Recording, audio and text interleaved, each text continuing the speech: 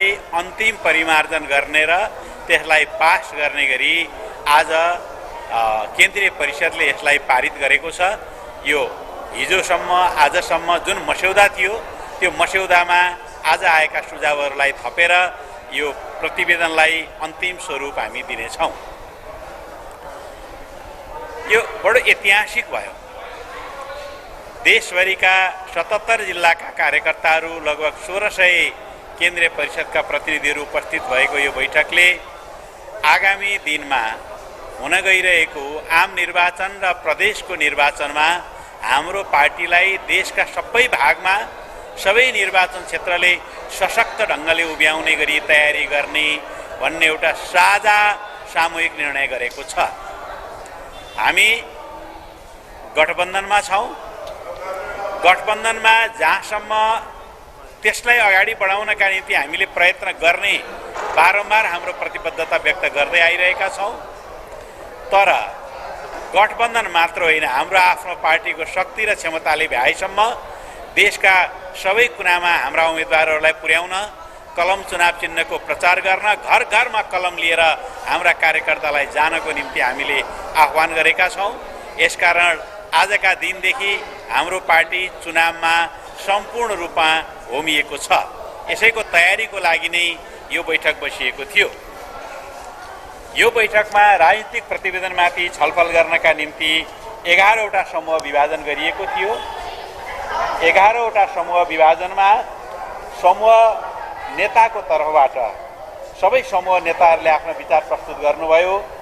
1 number प्रदेशमा Arjun Rai, 2 number प्रदेशमा Sudhir Shah, 3 number प्रदेशमा सूर्यचन्द्र नेउपाने, 4 नम्बर प्रदेशबाट प्रतापलाल श्रेष्ठ, 4 नम्बर मैले भने जसलाई अब फेरि मैले अलि करेक्सन गर्नु पर्यो, 1 नम्बरको मात्रै नाम छैन। 2 नम्बरमा मध्य प्रदेशबाट सुधीर शाह, अब बागमती प्रदेशबाट सूर्यचन्द्र नेउपाने, गण्डकी प्रदेशबाट प्रतापलाल श्रेष्ठ, लुम्बिनी प्रदेशबाट नरेश कुमार भण्डारी, कर्णाली प्रदेशबाट अमरबहादुर थापा, सुदूरपश्चिम प्रदेशबाट हर्कबहादुर सिंह, केन्द्रीय विभाग र मोर्चा सङ्गठनहरूको एउटा अलग समूह थियो, त्यसबाट कृष्णप्रसाद सापकोटा, विशेष काठमाडौँ विशेष प्रदेशका तर्फबाट विजय गुरुङ, विभिन्न आयोगहरूको तर्फबाट विद्या ढकाल र केन्द्रीय सल्लाहकार परिषदको तर्फबाट मोहन केसी आदिले आफ्नो समूहमा उठेका राय सुझावहरू केन्द्रीय कमिटीका प्रतिवेदनमा प्रस्तुत गर्नका निम्ति उहाँहरूले राय दिनुभएको छ र त्यसलाई हामीले समावेश गरेर यसलाई पारित गर्ने निर्णय गरेका छौँ। यो बैठकले 17वटा प्रस्तावहरू पारित गरेको छ। जनताको दैनिक जीवनसँग सम्बन्धित, राष्ट्रिय अन्तर्राष्ट्रिय परिस्थितिसँग सम्बन्धित। म यो समसामयिक प्रस्तावहरू यहाँ पढेर सुनाउँछु। 1. दैनिक उपभोग्य वस्तुको अत्यधिक रूपमा वृद्धि भएको छ। मूल्य वृद्धिले जनताको दैनिक जीवन कष्टकर भइरहेको अवस्थामा हालै सरकारले पेट्रोल तथा डिजेलमा मूल्य घटाउने गरेको निर्णयलाई सराहना गर्दै यो बैठक दैनिक उपभोग्य वस्तुहरूको मूल्य नियन्त्रण गरी सुपथ मूल्यमा आपूर्ति गर्ने व्यवस्था मिलाउन सरकार समक्ष जोडदार माग गर्दछ। 2. खेतीपातीको समयमा मल तथा बिउको आपूर्तिमा चरम अभाव देखिएको छ। यो बैठक किसानहरूलाई सहज तरिकाबाट मल तथा बिउ बिजनको आपूर्तिको व्यवस्था यथाशीघ्र मिलाउन सरकारलाई आह्वान गर्दछ। 3. देशका विभिन्न स्थानहरूमा महिला तथा बालबालिकाहरूमाथि भइरहेको यौनिक हिंसा तथा सामूहिक बलात्कारको आपराधिक घटनाप्रति यो बैठक घोर भर्त्सना गर्दछ। साथै यस्ता जघन्य अपराधका घटनामा संलग्न अपराधीमाथि कठोर कानुनी कारबाहीको माग गर्दै पीडित महिला तथा बालबालिकाहरूको उचित संरक्षण, उपचार, पुनर्स्थापना र क्षतिपूर्तिका साथै सुरक्षित एवं सम्मानजनक सामाजिक जीवनको प्रत्याभूतिका लागि सरकारसँग माग गर्दछ। 4. यस वर्ष अत्यधिक वर्षा हुन सक्ने प्रक्षेपण गरिएको हुनाले प्राकृतिक प्रकोपको न्यूनीकरण, विपद व्यवस्थापनको पर्याप्त तयारीका साथै सम्भावित खोज, उद्धार र राहतका कार्यका लागि आवश्यक पर्ने सबै खाले पूर्व तयारीमा ध्यान दिने यो बैठक सरकारको ध्यानाकर्षण गराउँछ। साथै यो बैठक हाम्रो सम्पूर्ण पार्टी पंक्तिलाई पनि सम्भावित विपद र यसको व्यवस्थापनका लागि आवश्यक पर्दा खोज, उद्धार र राहतका लागि तयार रहन अपिल गर्दछ। 5. भारतले नेपालको सिमाना नजिकै बनाएका बाँधहरूको कारणले नेपालको तराईको भूभाग वर्षेनी डुबानको समस्यामा पर्दै आएको छ। अत यो समस्यालाई नेपाल सरकारले गम्भीरतापूर्वक लिई भारतसँग वार्ताको माध्यमबाट दीर्घकालीन रूपमा समाधान गर्नका लागि पहल गरोस् भनी यो बैठक माग गर्दछ।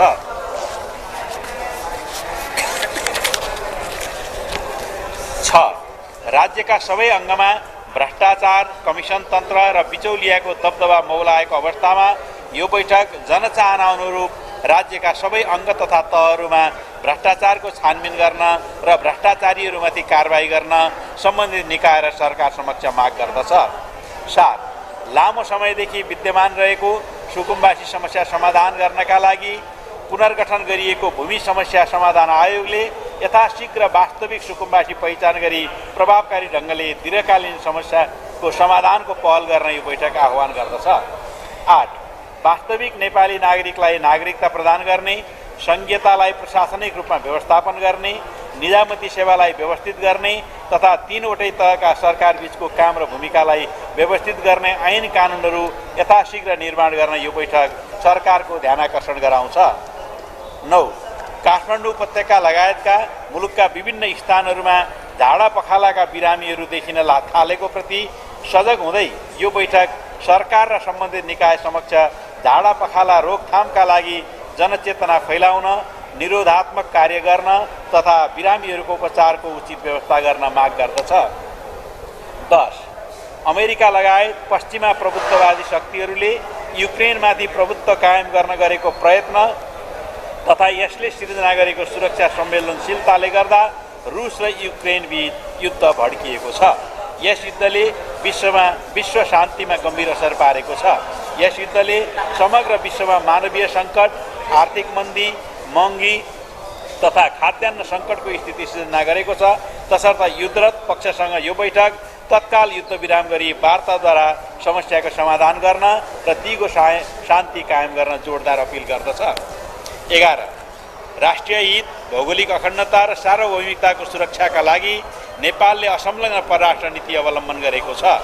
नेपाल पञ्चशीलको सिद्धान्त र संयुक्त राष्ट्रसङ्घको बडापत्रको आधारमा छिमेकी तथा मित्र राष्ट्रहरूसँग आपसी हितका लागि सुमधुर सम्बन्ध कायम गर्न प्रतिबद्ध छ। हामी कुनै पनि सैनिक गठबन्धन, प्रतिरक्षा रणनीति र सुरक्षा योजनामा संलग्न हुन सक्दैनौँ। यसै पृष्ठभूमिमा सरकारले सत्ता गठबन्धनको निर्णय अनुरूप एसपीपी स्टेट पार्टनरसिप प्रोग्राममा नेपाल संलग्न नहुने निर्णय सहितको पत्र संयुक्त राज्य अमेरिकालाई पठाएकोमा यो बैठक सरकारलाई धन्यवाद ज्ञापन गर्दछ। 12 मार्क्सवाद लेनिनवादको मार्गदर्शनमा सही विचार र राजनीतिक कार्यदिशा अँगालेका तर विभिन्न पार्टी र समूहमा विभक्त भई क्रियाशील रहेका कम्युनिस्ट तथा वामपन्थी शक्तिहरूलाई कम्युनिस्ट आन्दोलनको रक्षा र समाजवादी क्रान्तिको लक्ष्यतर्फ अगाडि बढ्नका लागि एकताबद्ध हुन र एकीकृत पार्टी निर्माणको दिशामा अघि बढ्न यो बैठक सबै क्रान्तिकारीहरूमा हार्दिक अपिल गर्दछ। 13 समाजवादी कार्यदिशा अँगालेका सम्पूर्ण वामपन्थी शक्तिहरूलाई राष्ट्रिय हित, लोकतन्त्र, सामाजिक आर्थिक रूपान्तरण, संघीयता, धर्मनिरपेक्षता तथा संविधानको रक्षाको लागि एकताबद्ध हुन यो बैठक आग्रह गर्दछ। 14 प्रतिगामी पुनरुत्थानवादी तथा दक्षिणपन्थीहरूबाट लोकतन्त्र, संघीयता, धर्मनिरपेक्षता, संविधान र जनताको सार्वभौमिकतामा प्रहार हुन सक्ने स्थितिप्रति सजग रहँदै यो बैठक वाम लोकतान्त्रिक गठबन्धनमा रहेका दलहरू लगायत सम्पूर्ण लोकतान्त्रिक शक्तिलाई एकजुट हुन आह्वान गर्दछ। 15 स्थानीय तहको निर्वाचनमा विजयी हुनुभएका सम्पूर्ण पालिका प्रमुख, उपप्रमुख, अध्यक्ष, उपाध्यक्ष, वडाध्यक्ष, वडा सदस्य एवं जिल्ला समन्वय समितिका पदाधिकारी तथा सदस्यहरूलाई यो बैठक बधाई ज्ञापन गर्दै उहाँहरूको कार्यकालको सफलताको शुभकामना व्यक्त गर्दछ। साथै स्थानीय तह निर्वाचनको सफलताको लागि योगदान गर्नुहुने निर्वाचन आयोग, सरकारी निकाय, सुरक्षा अङ्ग लगायतका सम्पूर्ण निकाय र व्यक्तिमा धन्यवाद ज्ञापन गर्दछ। 16 यो बैठक अपाङ्गता भएका व्यक्तिहरूमाथि हुने सबै प्रकारका विभेद अन्त्य गर्दै उनीहरूको गुणस्तरीय जीवनयापनका लागि आवश्यक कानुनी प्रबन्ध गर्न सरकार समक्ष माग गर्दछ। 17 यो बैठक जातीय विभेद र छुवाछुतका विरुद्धमा हुने कुनै पनि कार्यक्रमहरूलाई नगराउन आफ्ना पार्टीका सम्पूर्ण कार्यकर्ताहरूलाई आह्वान गर्दछ र नेपाल सरकारप्रति जातीय छुवाछुत र विभेद हुने घटनाक्रमलाई अन्त्य गर्नका निम्ति प्रभावकारी कदम चाल्नको निम्ति आह्वान गर्दछ। हामीले ती 17वटा प्रस्तावहरू पारित गरेका छौँ। अब ल मूल रूपमा हाम्रो कुरा सकियो। साथीहरूलाई अरू केही जिज्ञासा छ भने सोध्नुहोस्।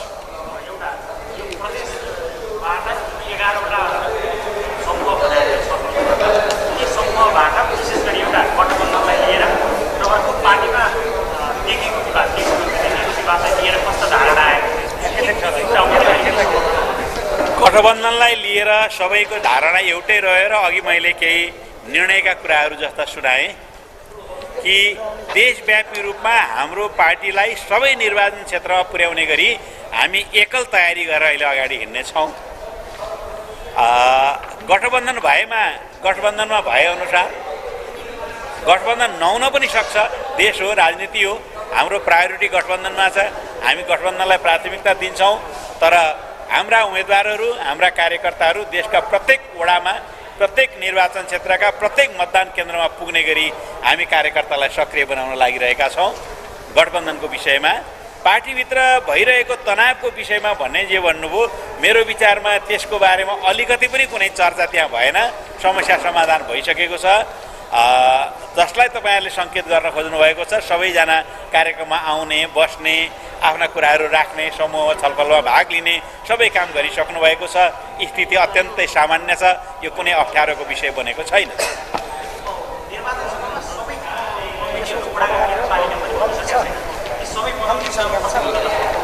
हो, अब हामी अबको 2 महिना केन्द्रीय सचिवालयले एउटा कार्यक्रम तल पठाउनेछ। मूल कार्यक्रम पास भइसकेको छ।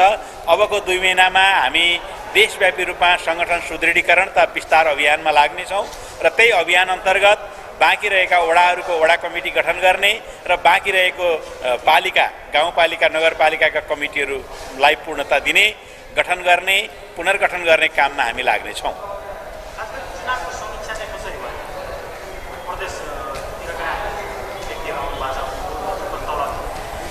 सबैतिर पार्टी स्थायी कमिटीले, पोलिट ब्युरोले गरेका त्यसका निर्णयहरूलाई सार्वजनिक गर्ने क्रममा, त्यसको आशयलाई अभिव्यक्त गर्ने क्रममा मैले धेरैचोटि जे मिडियालाई प्रश्न पारेको छु, देशव्यापी रूपमा महानगर उपमहानगरमा गरेको गठबन्धनलाई हामीले सफलताको रूपमा लिएका छौँ।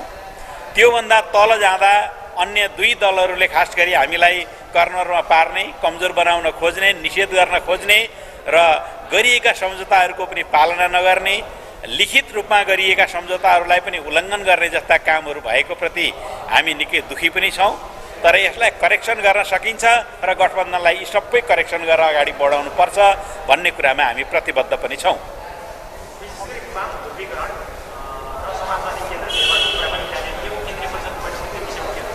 निश्चय नै उठ्यो। वाम ध्रुवीकरणका विषयमा चर्चा भएको छ। वामहरूको सोच चिन्तन जस्तो छ त्यो व्यवहारका आधारमा नै यो अगाडि बढ्ने कुरा हो। सबै कम्युनिस्ट पार्टीको नाममा सङ्गठित अथवा साना ठुला कम्युनिस्ट पार्टीहरूको बिचमा हाम्रो तर्फबाट हामीले आह्वान गरेका छौँ, आउनुहोस् एकताबद्ध पार्टी निर्माण गरौँ, एउटै पार्टी बनाऊँ, छरिएर नबसौँ भनेर हामीले आह्वान गरेका छौँ। हामी एउटा ध्रुव वामहरूको एउटा ध्रुव निर्माण हुन सक्छ या सक्दैन भन्ने छलफल अगाडि बढाउन चाहन्छौँ।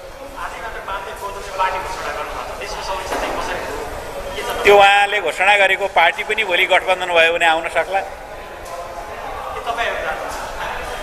यस्तो त आश्चर्यजनक कुरा सोध्नुभयो।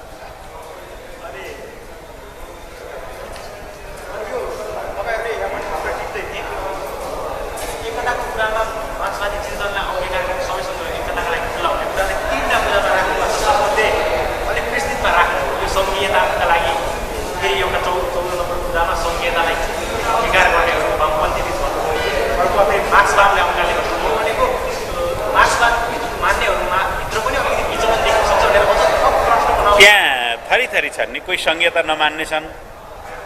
अब मार्क्सवादी त सबै नै छन्, त्यो एउटा साझा बिन्दु हुनसक्छ।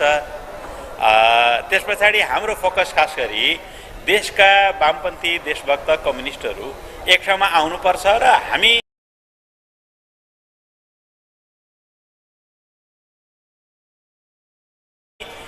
देशका वामपन्थी देशभक्त कम्युनिस्टहरू एक ठाउँमा आउनुपर्छ र हामी यो पहल कदमी गर्न तयार छौँ। हाम्रो सबभन्दा मूल यसको मर्म त्यही नै हो। हामीले पहल कदमी गरेर सबैलाई समेटेर सँगै हिँड्न चाहन्छौँ। हामी कसैको नेतृत्वकर्ता होइन, हामी सबैको सहयात्री हौँ। यसकारण यो ठाउँबाट पहल गरौँ भन्ने हाम्रो उद्देश्य छ। अब सहयात्रा गर्दै जाँदा कहाँ पुगिन्छ, तर यो हाम्रो एउटा आफ्नो प्रस्ताव हो। सबैले यो मान्छन् भन्ने छैन। फेरि यो कुरालाई चुनावमा जोडेर हेर्नु हो भने फेरि के प्रश्न हुनुपर्छ भने चुनावको गठबन्धनको विषयमा हाम्रो आज कुनै शङ्का दुविधा केही पनि छैन। हामी 5 दलीय गठबन्धनमा छौँ। हाम्रो प्रयासले भएसम्म त्यसलाई सशक्त बनाएर सुधार गरेर विगतका कमीहरू सच्याएर अगाडि बढाउन हामी एकदमै तयार छौँ। अध्यक्षको पारित भएको साङ्गठनिक राजनीतिक प्रतिवेदन भयो, तपाईँहरूको राजनीतिक यात्रा कता हो के छ त्यसमा? त्यो त त्यही प्रतिवेदनले प्रश्न पारेकै छ। अब अहिलेको तात्कालिक हाम्रो कार्यनीति कुरा गर्ने हो भने हामी यतिखेर चुनावको पक्षमा छौँ र चुनावको लागि सम्पूर्ण शक्ति लगाएर तयारी गर्नेछौँ। हाम्रो दिशा भनेको मार्क्सवादी लेनिनवादी यो विचारलाई मन पराउने माया गर्ने सबैलाई समेटेर लिएर जानुपर्छ भन्ने बारेमा हामीले प्रश्न पारेकै छौँ। यसैले हाम्रो दिशा प्रश्न पारिहाल्छ। अब भविष्यमा यो देश कहाँ जान्छ भन्ने विषयमा सोचिरहनु पर्ने धेरै अहिले जरुरी छैन। आम निर्वाचन पछाडि बन्ने सरकार कस्तो बन्छ एकछिनको लागि कल्पना गरौँ।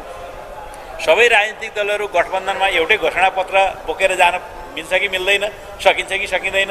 एउटै घोषणापत्र बोकेर जाने स्थिति आयो भने देशको स्वरूप एकातिर जाला, एजेन्डा एउटा फिक्स्ड होला। एउटै घोषणापत्र नबोक्ने स्थितिमा आफ्नो घोषणापत्रमा जानुपर्ने स्थिति भयो भने राजनीतिको त्यहाँभित्रको पनि विभिन्न विषयहरू अरू नयाँ विषयहरू प्रकट होला। तर मूल रूपमा अबको चुनाव स्थिर 5 वर्षसम्म टिक्ने स्थिर प्रगतिशील सरकार, त्यो दिशाबाट जानु।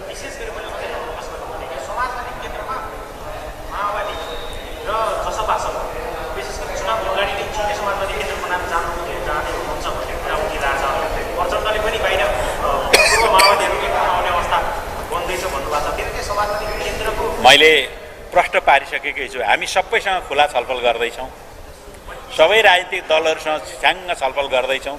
उहाँहरूका सम्भावना के हुन्, समस्या के हुन्, चुनौती के हुन्, हाम्रा सम्भावना समस्या र चुनौती आदिको बारेमा एकअर्कासँग अन्तर्क्रिया हामीले गर्नु नै छ।